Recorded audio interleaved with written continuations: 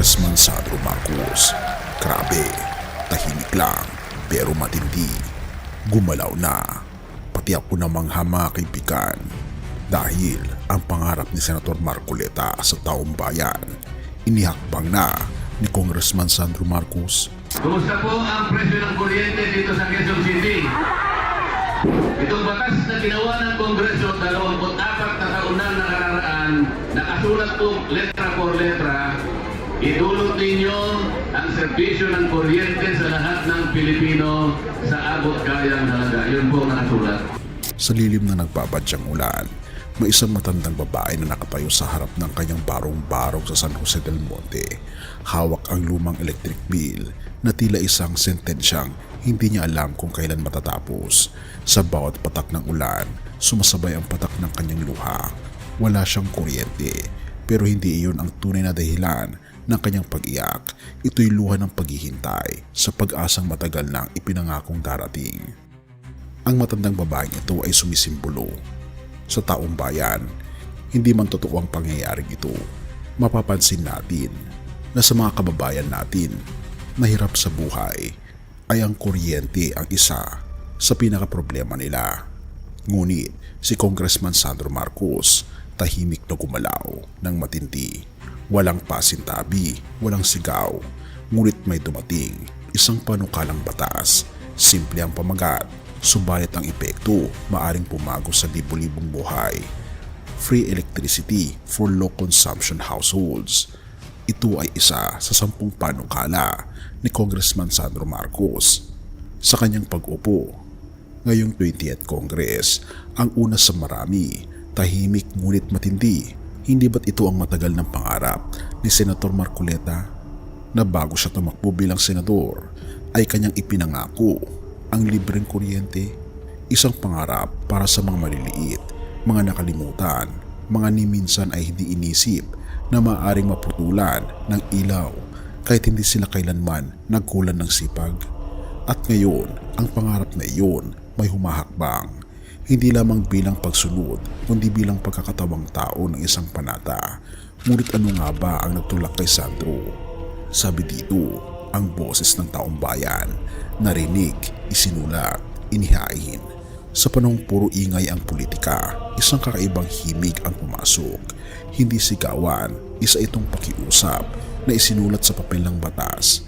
Ayon kay Congressman Sandro Marcos, the first 10 of many filed with purpose, guided by service and inspired by the voices of our constituents. Iyan ang tono ng isang leader na hindi lamang nakikinig, kundi nakikinig upang umaksyon. Isipin mong ikaw ang ina ng 3 anak, tumatakbo ang metro kahit wala kang gamit. Ang liwanag sa kusina ay liwanag din ng pag-asa. At ngayon, may posibilidad na kahit konti man lang sa pasaning iyon ay mabawasan. Libre? Oo, libre. Hindi dahil sa awa, kundi dahil sa karapatang matagal ng nakaligtaan. Pero sapat ba ito? At hanggang saan aabot ang pangarap na ito? Ang batas ay hindi lang letra sa papel, ito'y paninindigan. At si Sandro, maaring para sa ilan, isa pa lamang siyang pangalan, bata. Pero para sa mga tahanang palaging nag-aabang ng brownout, siya na ang liwanag. Alright, so ayun mga babayan, napanood nyo. Ganong kaya ito katotoo, no? Sana totoo yan, no? Basta naman tayo naman may makikita naman tayo na ikakaganda ng Pilipinas, dapat natin na wag natin hadlangan or wag natin kantsawan. Pero soon as possible dapat maging totoo to. Hindi to maganda kasi kung puro haka-haka lang, puro plano lang ang nangyari, 'di ba? Tulad nung kanyang tatay, puro plano, puro sablay naman din yung gumawa. O 'di ba? Ito naman si Sandro Marcos, kung ito man ay magiging libre para sa may hirap ang libreng kuryente, maganda to. Napakalaking tulong po nito mga babayan sa mga kababayan natin ng mga mahihirap. O kasi alam nyo, kada buwan napakamahal ng kuryente, tapos halip na pambili na lang ng isang bultong bigas, mababayad pa ng kuryente. Hindi ba? Yun ang ano. Sana dumating itong panukalang ito ni Sandro Marcos mga babayan. I-pray natin na isa ito na makakatulong at wag tawag dito, wag maging anino lang na susunod-sunod sa kanya pero hindi mo mahawakan dahil hindi matupad yung kanyang pangako o yung kanyang panukala. Kita niyo naman yung anino, di ba? Kahit anong hawak mo diyan, hindi mo yan mahahawakan. Ganon ang isang pangarap. Hanggat hindi mo nahawakan ng isang pangarap, para ka lang ding anino. Uy, ang galing mo dun, boy, ha? Magaling ka talaga, boy. Ang lupit mo, boy.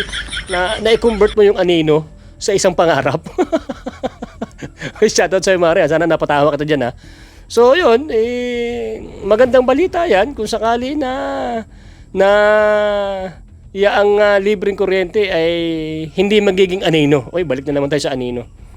Susuportahan natin yan kung talaga magiging totoo yan. Basta makakatulong sa ating mga babayan. No, maawa naman ho kayo, yung mga nakaupo dyan, maawa naman kayo sa taong bayan. Wag naman puro kurakot.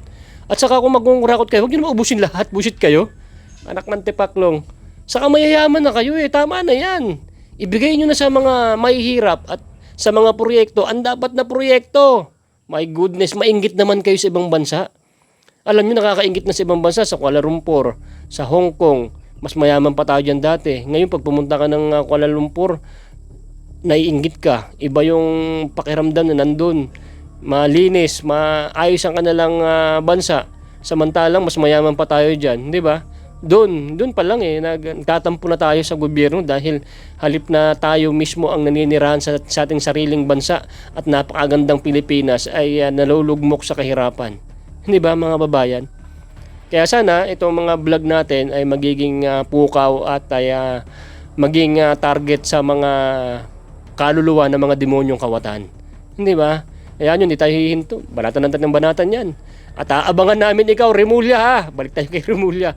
Aabangan namin ang iyong pinangako na walang sino-sino. Kailangan may mapakulong ka kasi may impeach ka pagka nating ng 2028 at si BP Sara na ang presidente at wala ka pang nagagawang accomplishment na mapakulong ang mga demonyong kawatan.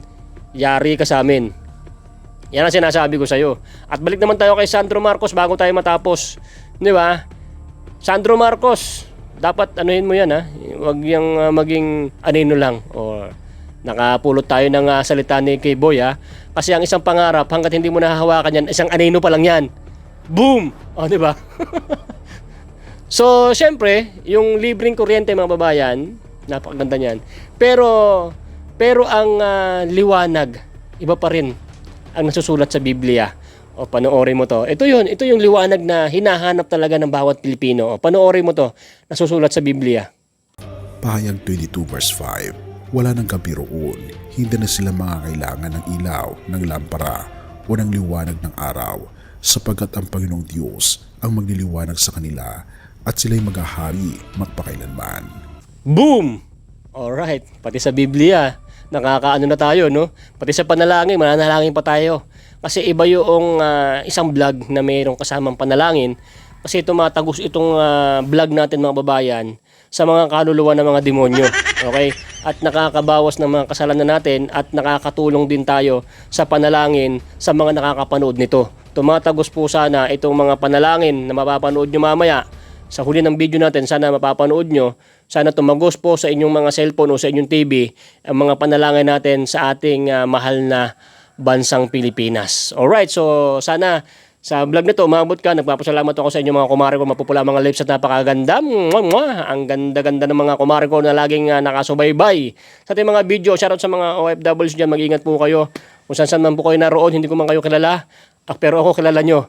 Ngayon kilala ko na kayo. Alright, so manalangin tayo. Goodbye and see you in my next vlog. Thank you, mga mare ko. Ama naming Diyos na makapangyarihan sa lahat, salamat po sa iyong pagmamahal na hindi nagmamaliw. Sa gitna ng kaguluhan sa aming bansa, turuan niyo po kaming magtiwala sa iyong hustisya at hindi sa hustisya ng tao. Linisin niyo po ang aming mga puso at ituro niyo po ang tamang daan ng katotohanan at pag-ibig. Tulungan niyo po kaming maging ilaw sa gitna ng dilim at ipakita sa mundo na may pag-asa pa sa pangalan ng aming Panginoon Hesus.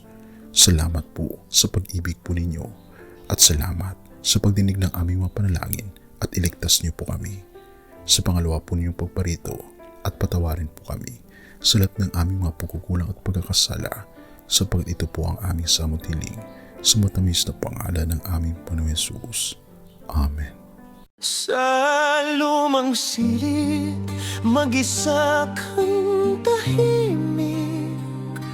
Walang kamera, palakpak ay wala na. Ngunit sa bawat pader ng bayang iniwan mo, may pangalan mong di na mabubura.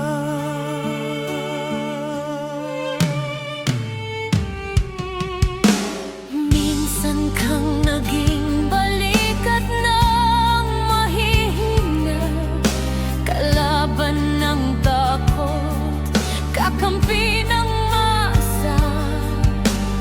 Di mo man laging nasabi ang tama, pinili mong ipaglaban ang madla. Hindi ka saktan gaya naming lahat, pero tumindi ka nang walang pag-atras.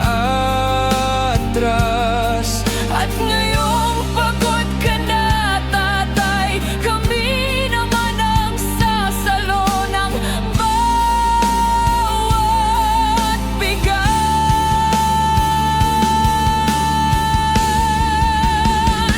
Hanggang sa dulo, ikaw ay mahal. Kahit papagod na ang iyong katawan. Tatay, salamat sa iyong paglaban. Ngayon, kami naman. Hanggang sa dulo, di ka namin iiwan. Ang kwento mo'y dala ng bayan.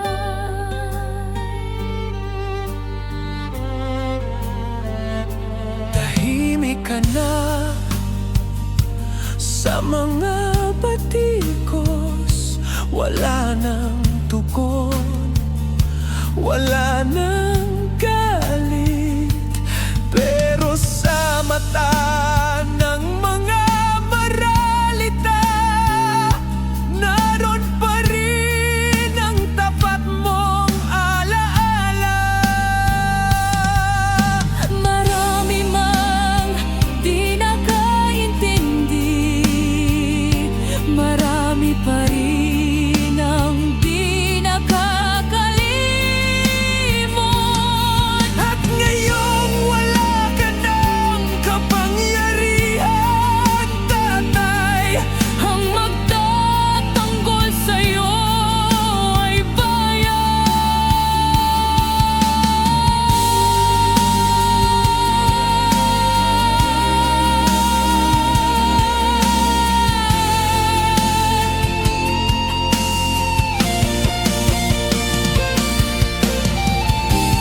hindi ka nag-iisa. Kahit ngayon.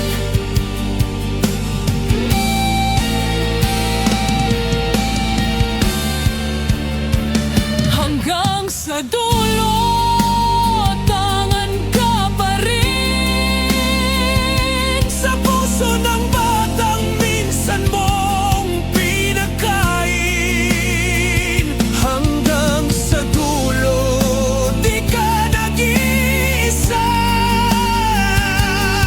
Ang dasal ng bayan ay sa'yo pa rin. Tatay, kami naman ang lalaban sa ngalan mo, sa alaala mo. Hanggang sa dulo. Dalangin ka ng puso ng masa.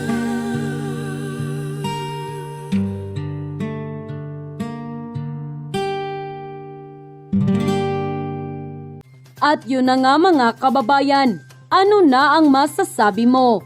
Kung mayroon kayong hinaing at komento patungkol sa balitang ito, please comment down below. Pag-uusapan natin yan sa comment section. At kung nagustuhan nyo ang video, ay huwag kalimutang mag-like at i-share na din para mas marami pang makaalam at umabot ito sa marami sa ating mga kababayan. Maraming salamat po. Mabuti pa ang sardinas, may label. Eh tayo, wala. Oo nga pala. Nay, ito na yung bayad ko sa isa, ano? O, kunin mo yung isa. Isa muna, iyan, no? Tapos, isa pa, di ba? 4 dapat na sardinas, eh. O, yan. 3 na. Pang-4 na sardinas. O, okay na.